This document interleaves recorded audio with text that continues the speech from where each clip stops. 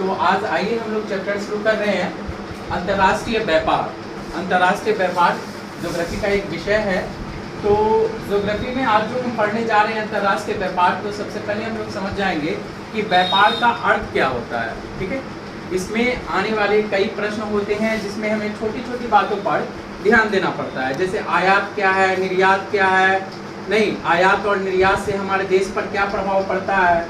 इन सभी बातों को अगर गौर से हम समझेंगे तो अच्छे मार्क्स आ सकते हैं और सबको अच्छे तरीके से हम परिभाषित कर सकते हैं, जो ऑब्जेक्टिव क्वेश्चन है वो क्लियर कर सकते हैं। तो व्यापार, जब हम किसी से आदान और प्रदान करते हैं, लेते हैं या देते हैं, वो व्यापार का स्वरूप हो जाता है। मतलब व्यापार किसे कहते हैं, तो किसी भी वस्तु का आदान या प्रदान करना व्यापार कहलाता है। वह आप किसी से भी आदान प्रदान करें, अगर दो व्यक्तियों के बीच में आदान प्रदान हो रहा है तो भी वह एक प्रकार का व्यापार ही होता है। अगर देश के बीच में, मतलब मान लीजिए दो देशों के बीच में भारत अमेरिका के साथ किसी वस्तुओं का आदान प्रदान कर रहा है तो वह भी एक प्रकार का व्यापार ही हो जाता है। नहीं तो आप कह सकते हैं प्रेम भी क्या है, एक प्रकार का व्यापार ही है। क्यों? आपका बॉयफ्रेंड क्या देता है, किटकैट देता है, उसके बदले में आप क्या देते हैं, किससे देते हैं, ये क्या होता है, व्यापार हो जाता है। क्या हो जाता है, व्यापार। तो आइए विशेष तौर पर हम लोग जानने की कोशिश करते हैं कि व्यापार क्या है। नहीं तो व्यापार में आपने जाना कि व्यापार किसी भी वस्तुओं का आयात और निर्यात होता है। अच्छा, ये आयात क्या है, निर्यात क्या है, जानेंगे हम लोग, घबराइए नहीं। थोड़ा सा पढ़ते हैं फिर इसके बारे में भी जान लेंगे। आयात किसे करें, निर्यात क्या कहते हैं। नहीं अब देखिए, बड़ा कंफ्यूजन सा सवाल हो जाता है जब शब्द हमारे सामने आता है और उसे समझ नहीं पाते हैं। अंतरराष्ट्रीय व्यापार, अंतरराष्ट्रीय का अर्थ हो गया दो राष्ट्रीयों के बीच में, मतलब एक जो है विदेशी मुल्क से भारत अगर व्यापार करता है तो आप उसे कह सकते हैं कि ये अंतरराष्ट्रीय व्यापार हुआ।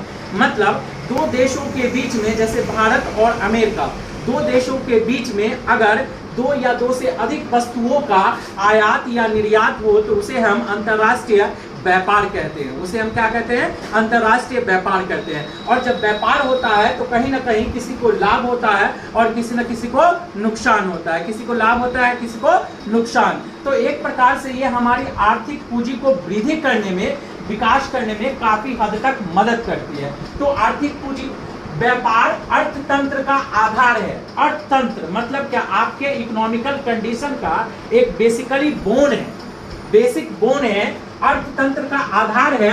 आधुनिक मानव समाज की बुनियादी आर्थिक क्रिया है। आज के जो इंसान हैं अपने तकनीकों का उपयोग करके नई वस्तुओं का निर्माण करते हैं और उस नई वस्तुओं का निर्माण करके निर्यात करते हैं। इससे क्या होता है, उन्हें आर्थिक फायदा होता है, पैसा आता है। ठीक है, आइए हम फिर जानते हैं कि व्यापार जब हम लोग करते हैं तो व्यापार कितने प्रकार के होते हैं। नहीं तो घर के अंदर, मान लीजिए आप क्या कर रहे हैं, बिहार से बंगाल में व्यापार कर रहे हैं, मतलब घर के अंदर में व्यापार, उसे हम कह सकते हैं देशी व्यापार। देशी देशी ना बोला कर छोड़ी, नहीं तो देशी व्यापार और विदेशी व्यापार, इसको आप दूसरे भाषा में भी कह सकते हैं घरेलू व्यापार, नहीं या अंतरराष्ट्रीय व्यापार, देशी विदेशी, देशी विदेशी। तो व्यापार कितने प्रकार से किए जाते हैं, दो प्रकार से किए जाते हैं, देशी किए जाते हैं और विदेशी किए जाते हैं। कोई कंफ्यूजन, नो कंफ्यूजन। देशी को आप घरेलू भी बोल सकते हैं और विदेशी को आप क्या बोल सकते हैं, अंतरराष्ट्रीय बोल सकते हैं। घरेलू का तात्पर्य, घरेलू का तात्पर्य क्या हो जाएगा कि एक राज्य से दूसरे राज्य में व्यापार, जैसे बिहार बंगाल से कुछ मंगवाएगा, बंगाल बिहार से कुछ मंगवाएगा, कश्मीर बिहार से कुछ मंगवाएगा, बिहार कश्मीर से कुछ मंगवाएगा।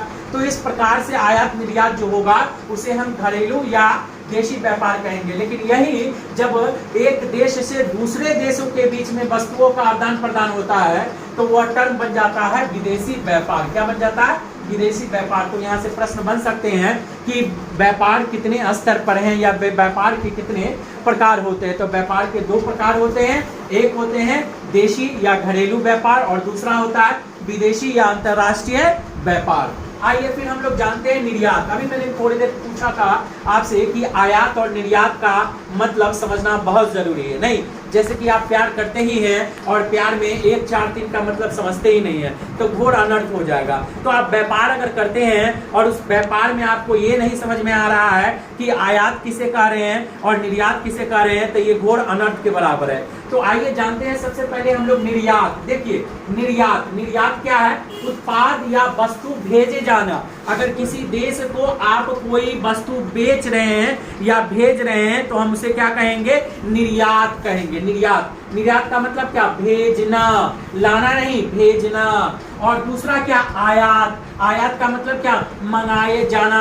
नहीं, एक सॉस आता है, सॉस का प्रचार बराबर आता था, आजा आजा जमी आजा आजा, मतलब सॉस क्या आ रहा है? आ रहा है, धीरे धीरे क्या कर रहा है? आ बोलता है ना, धीरे धीरे आओ राजा। आयात, आयात, आप क्या कर रहे हैं? बुला रहे हैं उसे, आयात कर रहे हैं। भूलिएगा नहीं, दिमाग पर बैठा लीजिए। आयात का मतलब क्या होता है? वस्तु को आना। वस्तु आएगा ना तो आएगा कहां से? बाहर से आएगा ना, बाहर से अंदर की तरफ आएगा। धीरे धीरे आओ राजा, नहीं तो धीरे धीरे आएगा तो बाहर से आएगा, मतलब विदेश से आ रहा है तो उसको हम क्या बोल रहे हैं? आयात। आप क्या कर रहे हैं? भेज रहे हैं वस्तु को तो निर्यात। भेज रहे हैं तो क्या कर रहे हैं? निर्यात। मंगा रहे हैं तो क्या कर रहे हैं? आयात। तो आयात किसे कहते हैं? जब किसी वस्तुओं को हम बाहर से क्या करते हैं? मंगवाते हैं तो उसे हम क्या कहते हैं? आयात। क्या कहते हैं? आयात। जब किसी वस्तु को हम लोग बाहर भेजते हैं तो उसे हम क्या कहते हैं? निर्यात। अब यहाँ पर हम लोग देखेंगे अनुकूल संतुलन। अनुकूल संतुलन और प्रतिकूल संतुलन बहुत ही एकदम सिंपल है। जैसे आप यहाँ पे देख लीजिए, एक छोटा सा न्यूमेरिकल्स की तरह से आप देख सकते हैं कि 2 बड़ा है या 4 बड़ा है, तो आप कहिएगा जी सर 4 बड़ा है, तो बड़ा का साइन हो गया। ये चूहा सिंह को आपने दर्शा दिया, चूहा की मदद से आपने बता दिया कि सर देखिए इधर मुंह बड़ा है इसलिए ये बड़ा है। नहीं, तो यहाँ मैंने 2 टर्म लिखा। एक टर्म क्या लिखा मैंने? निर्यात, और दूसरा टर्म क्या लिखा? आयात। और क्या है? मूल्य। और क्या है? मूल्य। मतलब निर्यात का मूल्य, जिस वस्तु को आप क्या कर रहे हैं? भेज रहे हैं, उसका दाम, और जिस वस्तु को मंगवा रहे हैं उसका दाम, दोनों की दाम में तुलना की जा रही है। क्या तुलना की जा रही है? क्या हो रहा है? आयात के मूल्य से अधिक कौन हो जा रहा है? निर्यात। मतलब क्या हो गया? निर्यात बड़ा हो गया। निर्यात क्या हो गया? बड़ा हो गया। किससे? आयात से। तो हम उसे क्या कहेंगे? अनुकूल संतुलन। अनुकूल, अनुकूल का मतलब क्या? आपके मुताबिक चल रहा है। क्यों? क्योंकि आपने क्या कर दिया? निर्यात बड़ा हो गया, आपने ज्यादा से ज्यादा सामान को बेच दिया। ज्यादा से ज्यादा सामान को बेचा तो ज्यादा से ज्यादा प्रॉफिट होगा। नहीं, और कम सामान मंगाया। मान लीजिए 2 दोस्त जा रहे हैं, दोनों दोस्त मिलकर के एक समोसे की दुकान में गए और समोसे की दुकान में समोसे खाने के बैठे। आपका दोस्त जो है स्पॉन्ज मंगा लिया, नहीं रस माधुरी मंगा लिया, लगभग जो है 50 रुपए का खर्चा कर दिया। नहीं, 50 रुपए का खर्चा कर दिया। और आपने क्या किया? 50 रुपए का खर्चा नहीं किया, आपने क्या किया? 40 रुपए का खर्चा कर दिया। तो आपको ज्यादा प्रॉफिट हो गया ना? नहीं, आप तो ऊपर में है ना। तो वही चीज देखिए, ये हमारे भारत देश का जैसे ही निर्यात अधिक होगा तो यहाँ देश को फायदा, आर्थिक कंडीशन और भी बेहतर हो जाएगा। ठीक है, तो जब निर्यात बड़ा हो जाए, आयात छोटा हो जाए तो हम उसे अनुकूल संतुलन कहेंगे। जब किसी का उल्टा हो जाए, क्या आपको बस चूहा का खेल समझना है? चूहा को पलट दीजिए। अब क्या हो गया? आयात बड़ा हो गया, निर्यात छोटा हो गया, तो उसे क्या कहेंगे? प्रतिकूल।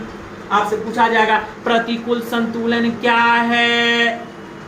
नहीं, तो आयात बढ़ गया, निर्यात छोटा हो गया, प्रतिकूल संतुलन। यही अनुकूल संतुलन क्या है? जब क्या होगा? निर्यात बड़ा हो जाएगा और आयात छोटा हो जाएगा तो उसे हम क्या कहेंगे? प्रतिकूल की अनुकूल। अनुकूल, ठीक है। अब देखिए हमारा देश जब व्यापार करना शुरू हुआ तो देख रहे हैं माइनस में जाते जा रहा है, माइनस में जाते जा रहा है। व्यापार संतुलन, मतलब व्यापार संतुलन बनाना भी हम लोगों को बहुत जरूरी है। व्यापार संतुलन क्या हुआ? तो व्यापार संतुलन जो है ना, आयात और निर्यात का घटाव है। आयात और निर्यात का घटाव है। आप करते हैं ना 8 - 5, अच्छा 5 - 8, इसी का खेल है। 8 - 5 करोगे तो क्या आएगा? 3, और 5 - 8 करोगे क्या तो क्या आएगा? -3। तो -3 का अर्थ आप इससे आप समझ लो कि 8 जब आयात हो रहा है, ये क्या कर रहे हैं? निर्यात हो रहा है। क्या कर रहे हैं? निर्यात, मतलब आपने निर्यात अधिक किया और आयात कम किया, तो उसमें क्या हो जाएगा कि आपको फायदा। लेकिन इसी का उल्टा हो गया, आपने क्या किया, आयात जो है अधिक कर लिया और निर्यात कम किया, तो आप किसमें चल गए, -3 में। देख रहे हैं आर्थिक दृष्टि व्यापार संतुलन माइनस माइनस माइनस जा रहा है। मतलब अधिक से अधिक हमने मंगवाया और कम भेजा, अधिक से अधिक हमने मंगवाया और कम भेजा या बेचा। तो देखिए जब इस समय में 2004 और 5 का समय था तो लगभग हम लोग 3,75,340 का निर्यात कर रहे हैं, तो वहीं क्या कर रहे हैं, आयात 5,10,065 का हम लोग क्या कर रहे हैं, वो आयात कर रहे हैं। तो यहाँ देख रहे हैं कितना का उछाल कर हो रहा है, आयात निर्यात हम लोग कम वस्तुओं का कर रहे हैं और वही आयात जो है अधिक वस्तुओं का कर रहे हैं, तो ऑटोमेटिक है कि हमें क्या आएगा, लॉस आएगा। क्या आएगा, लॉस आएगा। इसी तरह से 2009 से लेकर के 10 का डाटा देखिए, जहां हम 8 लाख के करीब थे वहीं आयात में 13 लाख भाग गए, जहां हम लोग निर्यात 19 लाख का कर रहे हैं वहीं हम लोग आयात 27 पर कर रहे हैं, इसमें भी लॉस हो गया। तो दिन पर दिन देखिए लॉस होते ही जा रहा था। लॉस क्या हो रहा था, होते ही जा रहा था। अब हम लोग जानेंगे ग्राफ के जरिए कि किस प्रकार से आयात और निर्यात है। ये 2004 से लेकर के 2017 तक अभी आपने जो इसको देखा उसी को ग्राफिकली देख रहे हैं। तो एक तो समतल, मतलब 2004 और 5 में ज्यादा डिफरेंस नहीं था।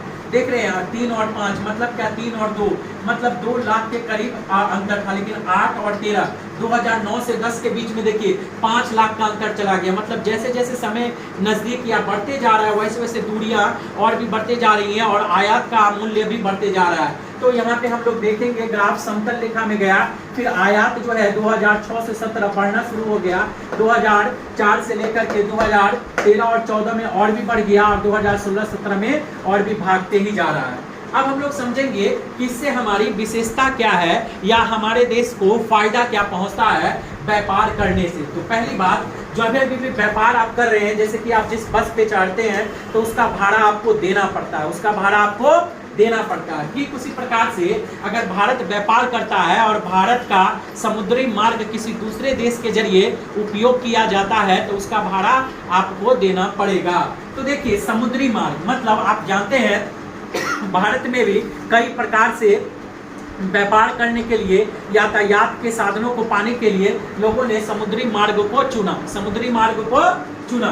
तो भारत में समुद्री मार्ग 90% उपयोग में किया जा रहा है। किस लिए, तो व्यापार के लिए, एक जगह से दूसरी जगह जाने के लिए। अब भारत जो है कौन से विदेशी मुल्कों से व्यापार करता है, तो भारत कौन सी विदेशी मुल्क, यूनाइटेड स्टेट ऑफ अमेरिका, संयुक्त राष्ट्र संघ के साथ, चाइना के साथ, सऊदी अरबिया के साथ, जर्मनी के साथ, जापान के साथ। तो प्रश्न ऐसा हो सकता है कि भारत किन देशों के साथ व्यापारिक संबंध है या व्यापार करते हैं, तो Bharat America, China, Saudi Arabia और जर्मनी, जापान, इन देशों के साथ क्या करते हैं, व्यापार करते हैं। इन देशों के साथ क्या करते हैं। अब व्यापार करने के लिए कहीं ना कहीं जिस प्रकार से गाड़ी पकड़ने के लिए आपको स्टेशन पे जाना पड़ता है, उसी प्रकार से समुद्री मार्ग का ठहराव या रुकावट कहीं ना कहीं होता है। और वो ठहराव रुकावट जहां होता है उसे हम बंदरगाह कहते हैं। क्या कहते हैं, बंदरगाह। तो बंदरगाह कहाँ कहाँ है भारत में, तो भारत में विशाखापट्टनम नामक एक जगह है जहाँ पे बंदरगाह उपलब्ध है। वहीं मुंबई में भी बंदरगाह है, वहीं चेन्नई में भी बंदरगाह है। तो ऐसे कई, कोलकाता में भी बंदरगाह है, ऐसे कई बंदरगाह हैं जहाँ पर जो है पानी वाले जहाज रुकते हैं और वहाँ से विदेशी व्यापार या सामग्रियों का आदान प्रदान होता है। अच्छा, निर्यात के रूप में कौन कौन से ऐसे चीज हैं जो भारत यहाँ से निर्यात करता है, भेजता है, तो देखने को मिलेगा भारत कपास, जूट, तिलहन, लौह अयस्क, इन सभी वस्तुओं का भारत जो है दूसरे देशों को भेजता है। वही बहुत सारे ऐसे चीजें हैं जो भारत विदेशी मुल्कों से अपने यहाँ मंगवाता है। तो अपने यहाँ क्या मंगवाता है, तो अपने यहाँ मोती, रत्न, सोने, चांदी, रसायन, केमिकल, खाद्य पदार्थ, ये सारी वस्तुएं जो हैं बाहर से भारत में आती हैं। ये सभी चीजों का आयात और निर्यात भारत विदेशी मुल्कों के साथ करता है। भारत में विदेशी व्यापार का असंतुलन के कारण, मतलब क्या, देखा गया कि कहीं पे हमारा निर्यात अधिक हो रहा है, कहीं पे आयात अधिक हो रहा है। तो इससे कहीं ना कहीं समझने की जरूरत है कि अगर हम लोग निर्यात को अधिक नहीं कर पाए तो हर दिन लॉस होगा, नहीं कभी भी आगे नहीं निकल पाएंगे। तो इस चीज को समझने के लिए अध्ययन करने की जरूरत थी।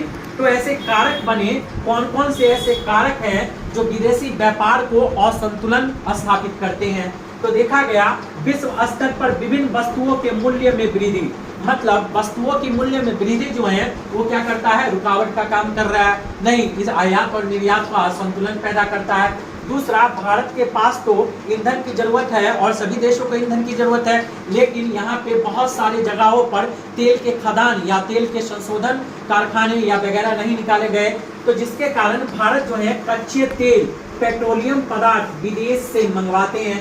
विदेश से मंगवाने के कारण आयात यहाँ बढ़ जाता है। आयात क्या होता है, बढ़ जाता है। दूसरा, भारत की जो उत्पादन की जो रफ्तार है उसको बढ़ावा देना चाहिए, लेकिन यहाँ भी भारत पीछे हो जाता है और उत्पादन की रफ्तार को वृद्धि नहीं कर पाता है। जब उत्पादन नहीं होगा, जब आप पैदा नहीं करिएगा, जब आप बनाइएगा नहीं, निर्माण नहीं करिएगा, तो आप बेच नहीं पाइएगा। भेज पाइएगा, नहीं बेच पाइएगा। तो यहाँ भी एक चीज की कमी आ गई, उत्पादन में धीमी। दूसरा, विश्व व्यापार में प्रतिस्पर्धा।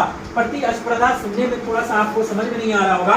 प्रतिस्पर्धा का आप सीधा समझिए कंपटीशन, मतलब मार्केट में हर जगह कंपटीशन है। कोई वस्तु 400 में मिल रहा है, वही वस्तु कोई आदमी उसको 300 में दे रहा है, तो ऑटोमेटिक है कि कंपटीशन है। तो कंपटीशन है तो जो इस कंपटीशन में सक्सेस कर पाएगा वो आगे निकल जाता है, जो कंपटीशन में सक्सेस नहीं कर पा रहा है तो आगे नहीं निकल पा रहा। देखिए चाइना आज व्यापार के मामले में सबसे आगे है। इसका सबसे बड़ा कारण क्या है, वह कम से कम चीपेस्ट रेट में आधुनिक वस्तुओं का निर्माण कर पाता है, इसलिए अधिक से अधिक फायदा है या व्यापार कर पा रहा है।